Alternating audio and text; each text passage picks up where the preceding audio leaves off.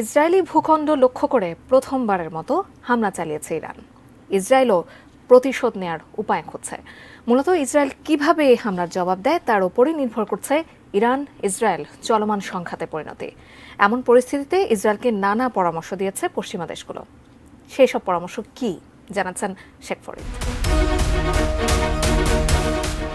সিরিয়ায় নিজেদের দূতাবাসে হামলার প্রতিশোধ হিসেবে ইসরায়েলের ভূখণ্ড জুড়ে ইরানের ক্ষেপণাস্ত্র ও ড্রোন হামলার কড়া জানিয়েছে ফ্রান্স, যুক্তরাজ্য ও জার্মানি।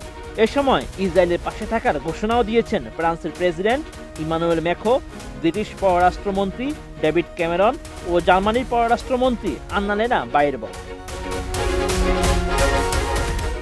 তবে পশ্চিমা তিন নেতাই তেহরানের এই হামলার জবাব দিতে নিষেধ করেছেন নেতানিয়াহু প্রশাসনকে।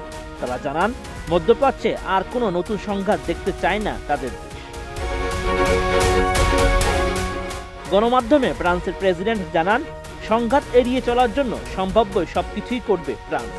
এ সময় ইসরায়েলকে ইরানে পাল্টা হামলা না চালানোর জন্য পরামর্শ দেওয়ার চেষ্টা করবেন বলেও জানান ম্যাখো।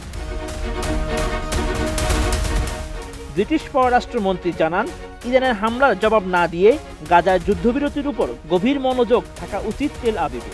আর ইসরায়েল যদি প্রতিক্রিয়া দেখাতে চায় তাহলে তা কেবল সংঘাতকে আরো বাড়িয়ে তুলবে। ডেভিড ক্যামেরন আরও জানান, ইরান ইতিমধ্যেই দ্বিগুণ পরাজয় বরণ করেছে। তাদের এই আক্রমণটি সম্পূর্ণরূপে ব্যর্থ হয়েছে।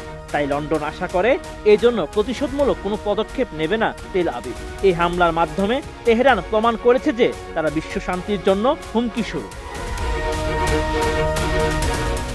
এর আগে 1 এপ্রিল সিরিয়ার দামেস্কে অবস্থিত ইরানের কনসুলেটে হামলা চালিয়ে দেশটির কয়েকজন সামরিক কর্মকর্তাকে হত্যা করে ইসরায়েল।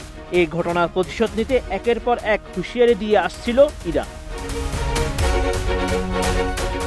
ডিজাইন, এলিগেন্স, বিউটি, সেরা পণ্য সবার জন্য জেভিকো। এরপর গত 13 এপ্রিল রাতে ইসরায়েলকে লক্ষ্য করে 5 ঘন্টা ধরে হামলা চালায় ইরান।